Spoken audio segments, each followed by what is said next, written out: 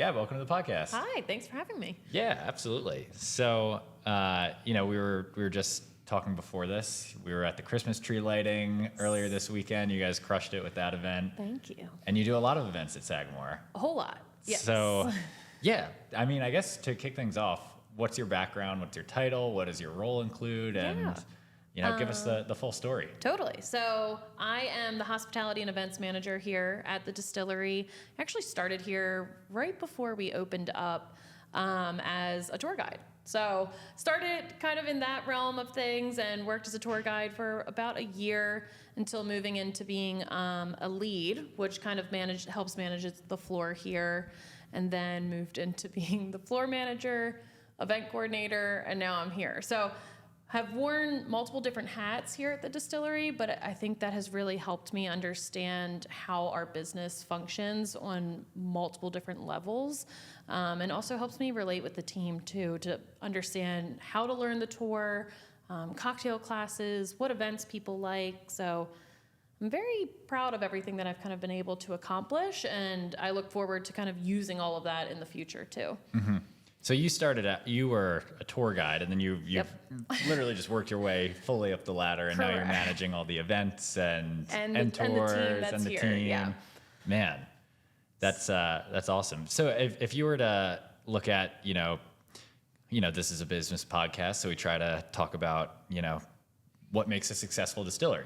Yes. If you were to look at tours and classes versus events, what would you say is a bigger revenue driver for Sagamore? So it actually really depends on the event. I think really what we're trying to do is drive people here to the distillery in general. We want them to come and take the tour and experience Sagamore Spirit for the first time. And then all of the events are kind of additive to that. So then we have cocktail classes. If you've been here before and you've done the distillery, okay, now come and enjoy how to make cocktails with the whiskey. Now you've done that, now come and hang out at Whiskey on the Waterfront. Mm-hmm. So everything kind of just evolves a little bit.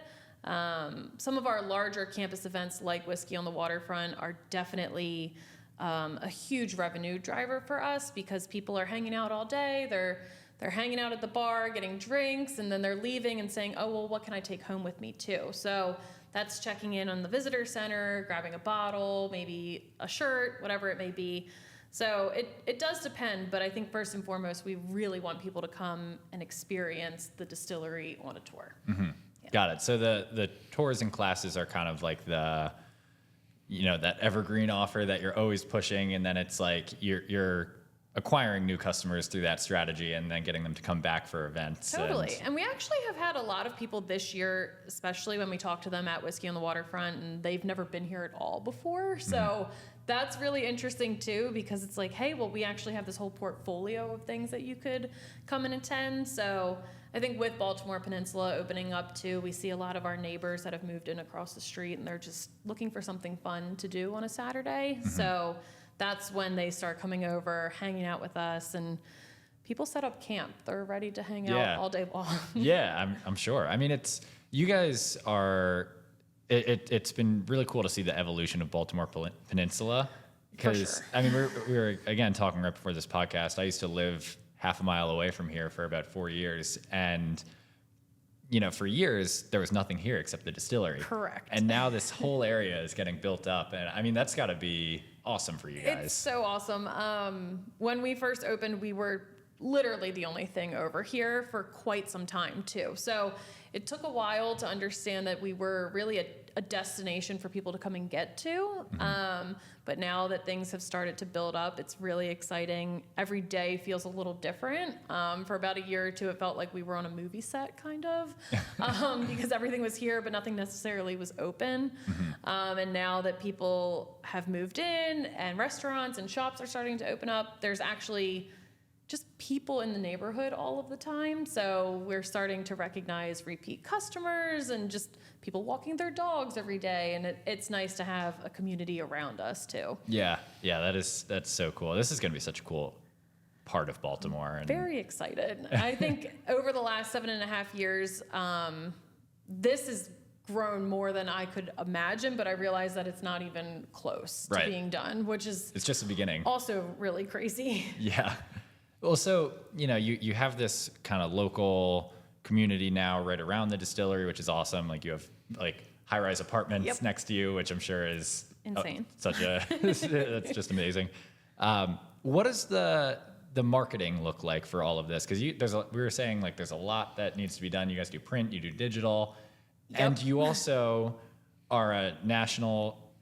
You're And global? Yeah, Yes. yeah. I misspoke. Global brand. So you're distributed very heavily across the globe. We are, yeah. So it's also very interesting too because we started as obviously a local brand, but we were acquired last year through Di Serono as well, which has really helped with our global and national business.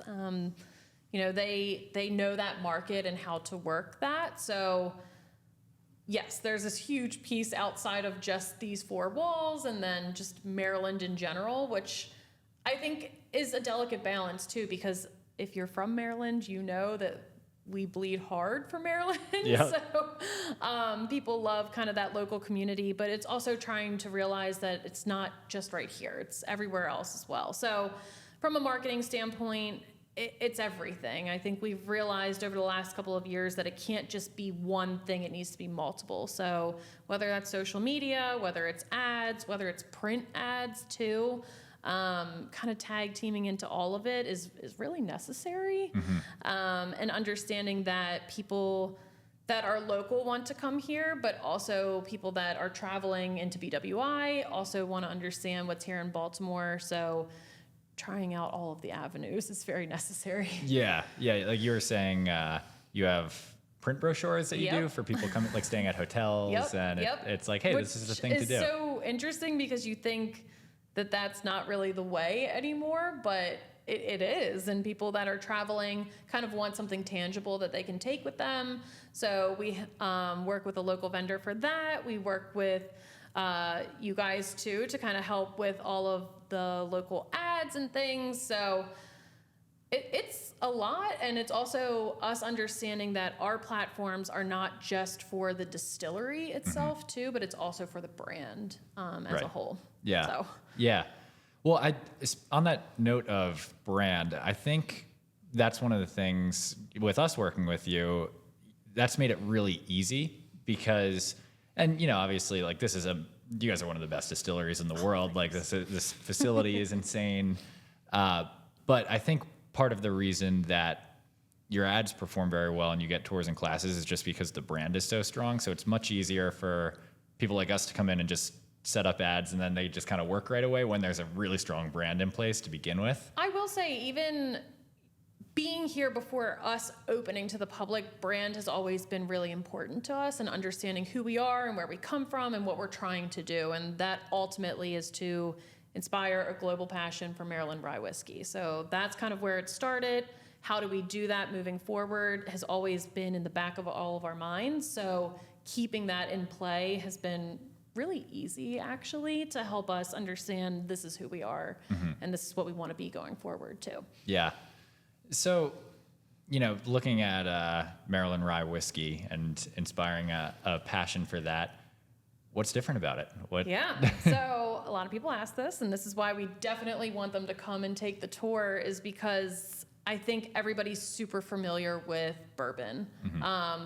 Which we call rye whiskey's younger brother. So rye whiskey was super prominent, especially here in Maryland. It just all happened prior to Prohibition. So with that being said, once Prohibition did happen and a lot of the local distilleries converted into ethanol plants to help with the war effort, rye whiskey just ultimately disappeared from Maryland because of that. And afterwards, corn became really popular. So it was easier to get a hold of corn to make bourbon, which makes total sense. But in the difference, bourbon needs to be at least 51% corn, rye needs to be at least 51% rye, which is going to be the main difference between the two. A Maryland style rye actually has a little more corn in it as well to help sweeten it up. So we actually use two different mash bills mash bill is a recipe for whiskey, and we use two different ones and then blend them together at the end to get our signature taste profile, which allows for it to be Maryland style, which means still a lot of rye, but a little bit of sweetness too. And it makes for fantastic cocktails. I know we were just talking about cocktails, but rye whiskey is excellent in traditional cocktails like old fashions and Manhattans. And here we've also really learned how easy it is to make different cocktails too, that someone who's not interested in whiskey might taste it and say, oh, actually, I can totally drink this. Yeah, makes sense. By the way, I can tell that you used to be a tour guide because you just crushed that explanation. Thank you. It's like riding a bike, you never forget. Yeah, I can tell you've explained that before. Okay, yeah, that makes sense. So basically, rye came first before bourbon. Rye came first, yeah. So and now you're back. We are so back. And honestly, a lot of whiskey companies too, over the course of the last few years, have also been producing rye whiskey, and they're kind of seeing those old-fashioned type cocktails coming back and wanting to put rye whiskey into them. So it's really exciting. We're not just here for only Sagamore Spirit to be the only rye whiskey on the market. We're kind of loving this rye revival that's happening. So, yeah, it's exciting. Yeah. And it's really good. It is. It tastes good. It is tasty. Yeah. So going back to the tasting room and tours and classes, you know, you've moved up the ladder and you've seen every part of this. So over the years, what are some of the just tactical strategies that you've learned or takeaways? Like, what makes a good tour? What makes a good class? How do you ensure that people have a good experience? This is a great question. I think it comes down to just wanting to understand what it is you would want to go and spend your money on. If you had 2 hours of your day free, how would you want to spend them? So when we curate and update our tour, which we are constantly updating because our story is always evolving. So even though it's pretty much the same material, it's still a little different year after year to kind of update that. But we want to make it educational, and we also want to make it fun. We want everybody that comes here to know that they're going to go and they're going to see the mash in the tank itself and what that looks and feels like.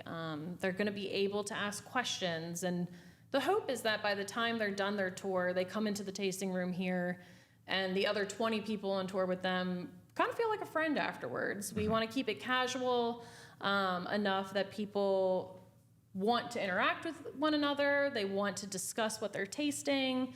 And then a lot of people kind of leave and they remember their tour guide too. And then they come back and they say, oh, well, is Jake here? Is Leah here? Which is really fun. I think that's probably the best part of it. And then same goes for the classes too. I think most people that come have made a cocktail at home or they've seen a cocktail be made, but they're actually not 100% sure about all the tools that we're using.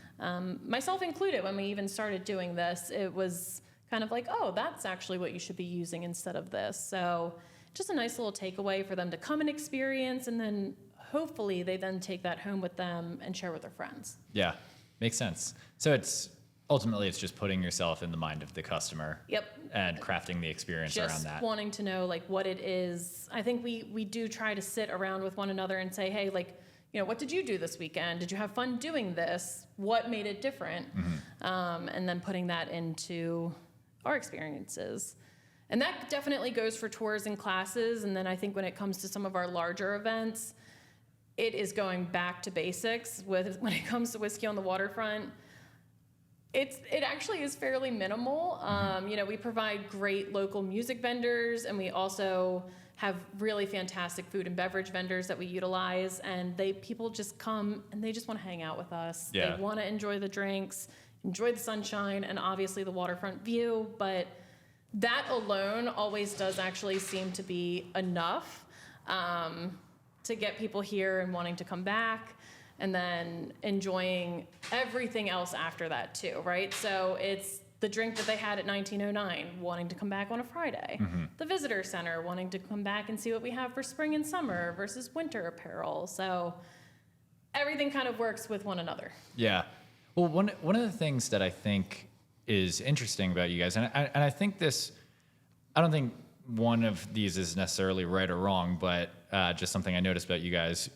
You know, this is a global distillery. You have a really strong brand, and it's an elevated brand. You know, you're not just like the the local distillery down the street that just opened. Totally. You know, you're an elevated brand, and you guys don't do, you know, you're not doing like karaoke nights or trivia nights like a lot of smaller distilleries. Not at the moment, no. Yeah, like, but a lot of distilleries do that, and it's a big revenue driver for smaller distilleries, and I don't think that's necessarily a bad thing that they do that.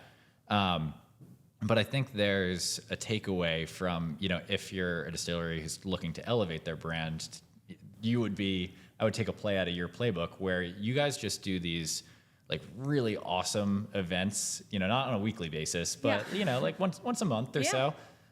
Whiskey on the Waterfront, which for people who don't know, that there's a large outdoor space to this, and people can like hang out on the lawn all day and drink some whiskey, and there's, like you said, there's music and food vendors. Yeah. Then you just did the Christmas tree lighting, Which was awesome. yeah. So I think it's almost like there's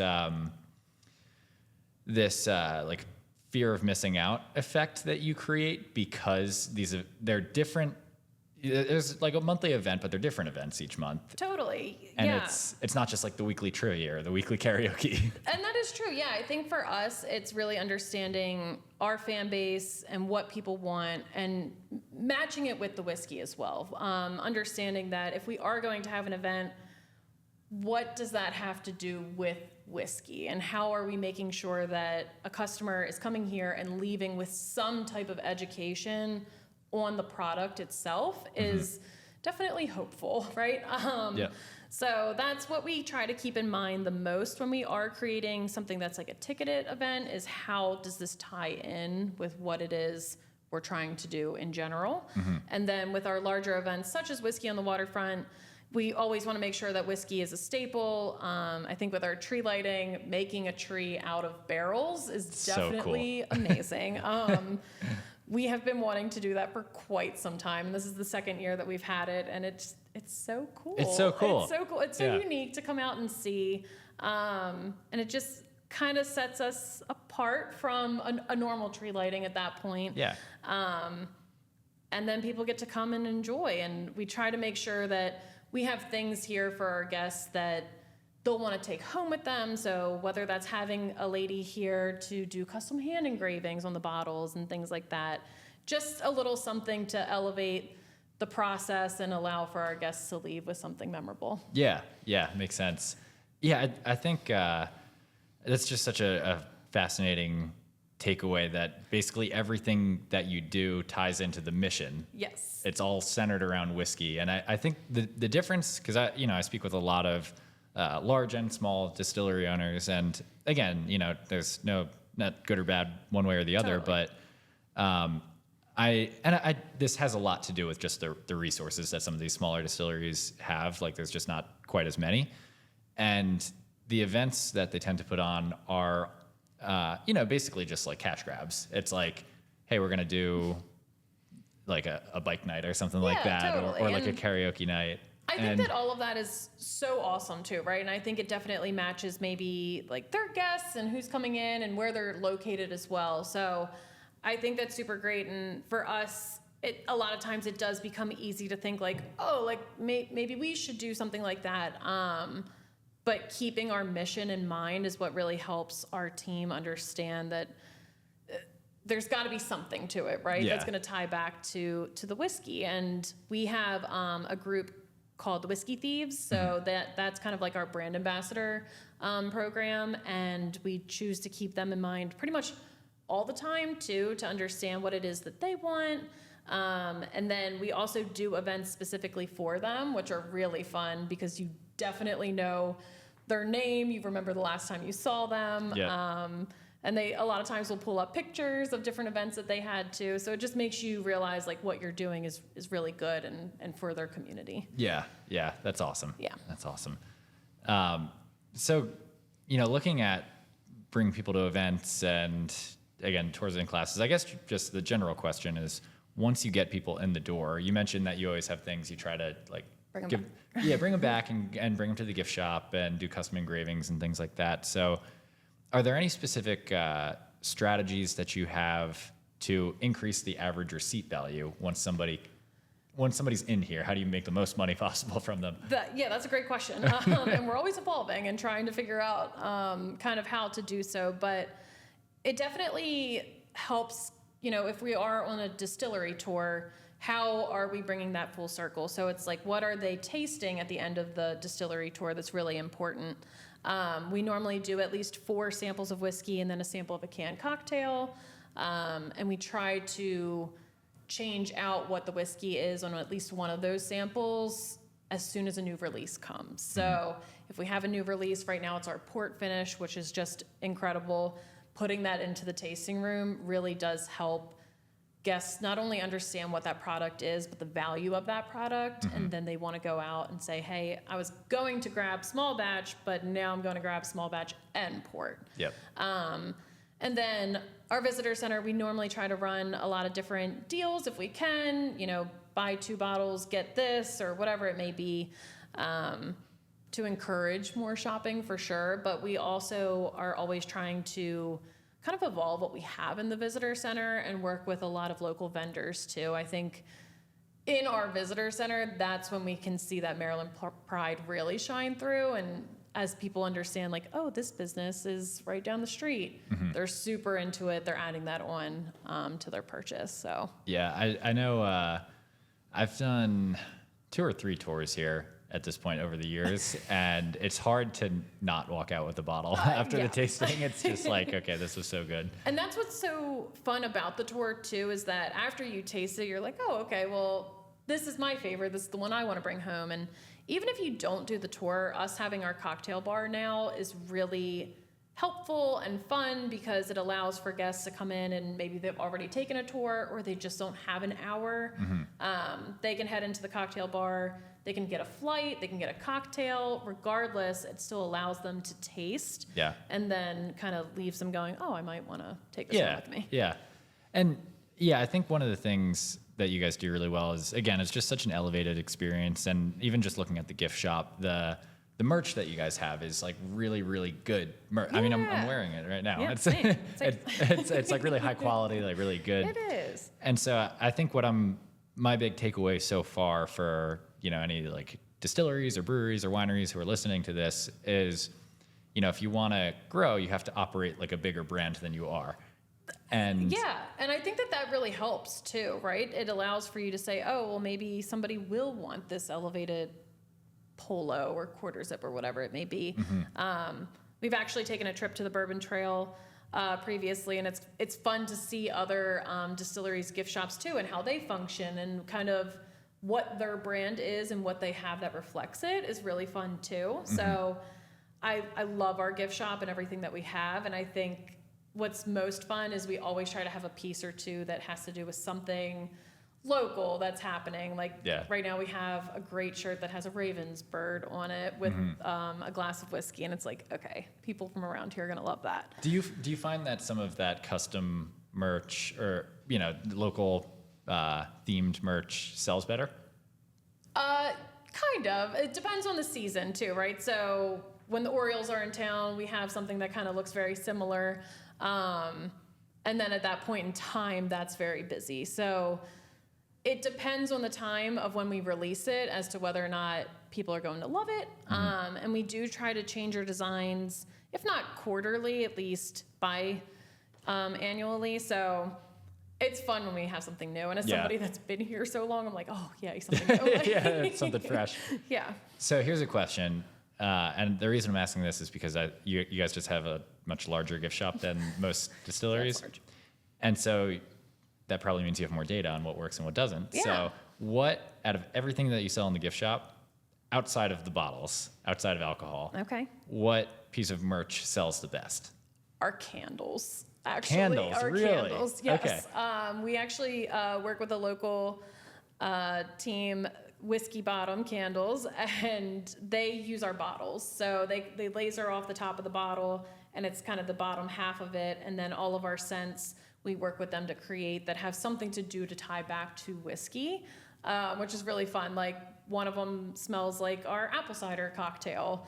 One of them smells like our black-eyed rye cocktail. And people love them. It's hard for us to keep them in stock, to be honest. Really? Yeah. That is so interesting. They burn perfectly. And they're also so pretty. Our bottle is really awesome. So it's a little bit of the best of both worlds there. That makes a lot of sense. I know. I didn't think that I was going to say candles, but it is. What's the price point of the candles? $27.99, I believe. Okay. Yes. Got it. Yeah. Yeah, I feel like that's such an easy upsell after a tour or a class. It's like... And they smell so good that it really, they sell itself. We try to burn them in the bar and in the visitor center. So that's definitely an easy one. And then we also do have a lot of barware as well, which I think people really enjoy, especially after doing a cocktail class. They use the tool and then they're like, well, I need the tool at home. So that's helpful too. That makes sense. Yeah, again, I'm just gathering all these insights. Like we work with you guys, but we also work with a lot of smaller distilleries. And I think so many of them are just like, okay, merch means I'm just going to offer t-shirts.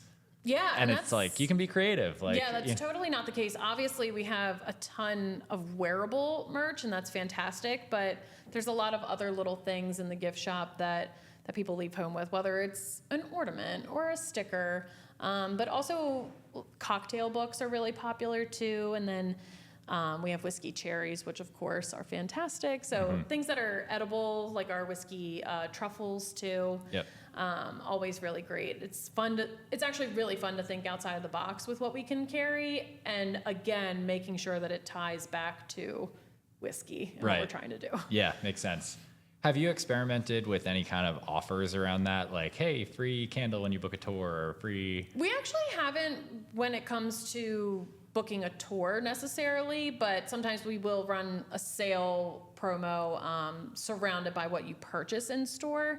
From a business aspect, we actually use 2 different platforms for like retail and then tour bookings. So kind of keep them a little separate. Keep them separate. Yeah, makes sense. Makes sense. So what is the, when you're looking at, and I'm going to go kind of largely off topic here from what we were just talking about, but if you're looking at the tasting room and global distribution, there's obviously those are 2 very different sides of the business. How does this experience in the, at the distillery, how does this fit into the larger vision of brand growth? That's a great question. So we have our core lineup, which is our small batch, our double oak, and our cask strength, which is also like a global initiative, right? So we want everybody to understand what those core products are and where you can find them, what they taste like. But what we also have here too are a lot of distillery exclusive products, which is where I think we see a lot of people just coming in to grab, or they want to taste that. So that's very special to us. But one of the main things that we try to do during the tour itself, especially cocktail classes and in the bar, is to utilize those core products to the best of our ability and explain why these are so fabulous and these make up what we then have as a reserve series or a distillery exclusive. So really trying to drive home our small batch product and letting people know that if you're having a cocktail, it's probably made with this one. And this is our pride and joy, our baby. And then kind of going from there and understanding why we have our double oak, which is my personal favorite. And then cask strength for those who like to drink their whiskey neat or on the rocks. So really trying to drive home what those 3 mean to our brand is what we do first and foremost before we even talk about any type of reserve product or distillery exclusive. Okay, got it. So it's like coming here, it almost feels like coming here in the distillery allows people to just go deeper on the brand. Yep. And a lot of people that are repeat customers are definitely coming back for that reserve product or that distillery exclusive, which I completely understand. I've been to many distilleries too, and I'm like, well, what can I only get here? Yeah. And I think that that's super important too, right? You want something that's exclusive, but at the end of the day, you really do need to understand what that brand is first and foremost, so you can explain how they even got to that product. Well, I think too, and it all makes sense with the way that you guys are marketing and everything, like attracting tourists that come into town, because this is a cool spot for tourists to come, and then they go back to their homes, wherever that Yep. is, and they can tell people about it. And I even feel like, and maybe I'm a little biased because we work with you guys, and I've been here several times, so I'm a huge Sagamore fan. Yeah.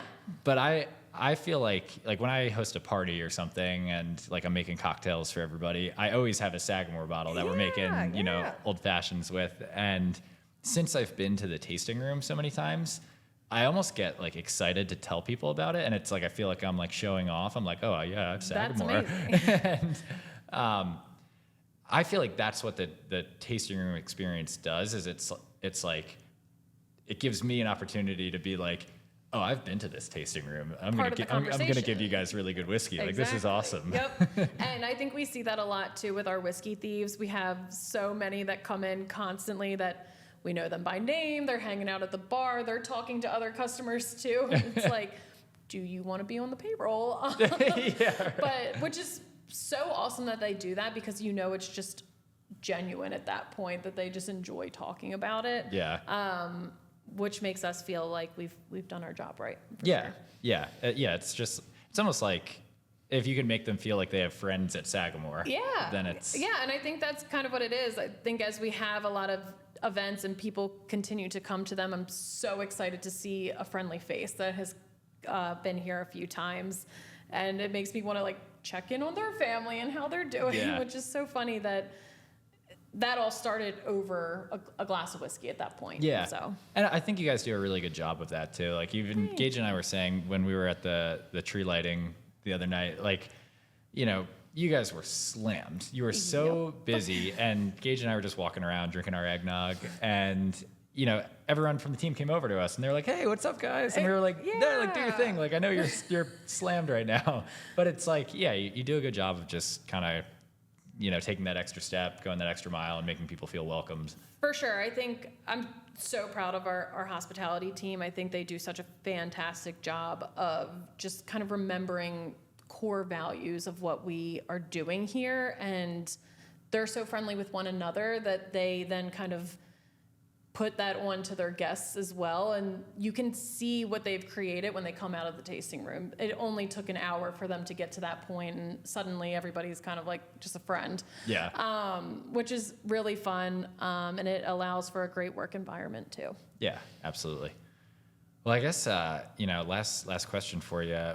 What's the future of Sagamore? Where are you guys going? Where are you headed? Yeah, well, we will remain here in Baltimore Peninsula, which is exciting.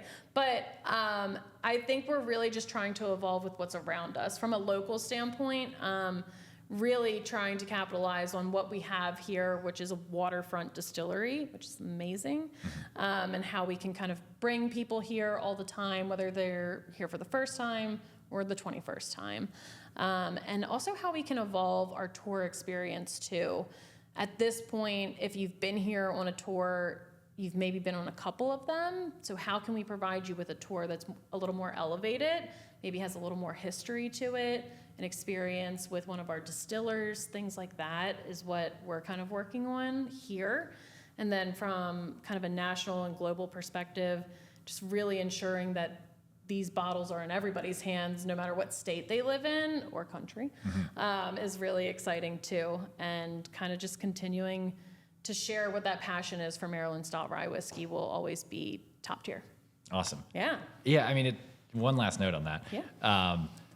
It's cool that you guys are, it's such an awesome facility already. You already have such an awesome brand. You're globally distributed. You're having a lot of success. And it's cool to hear that you're still innovating and you're still being like, how can our tours be better? How can our classes be better? How can we get these in more countries? And it's like, making it's sure awesome. that we are never stagnant is very, very important, and constantly thinking too. And that's what I love about our team specifically, is that there's always something you could be thinking about, right? There's always some way that you could elevate it, or you could add something new, a new cocktail, a new thought in general. And we try to work together as much as we can, because all of these new ideas help create something along the lines. And it's fun. It keeps everything fresh and exciting.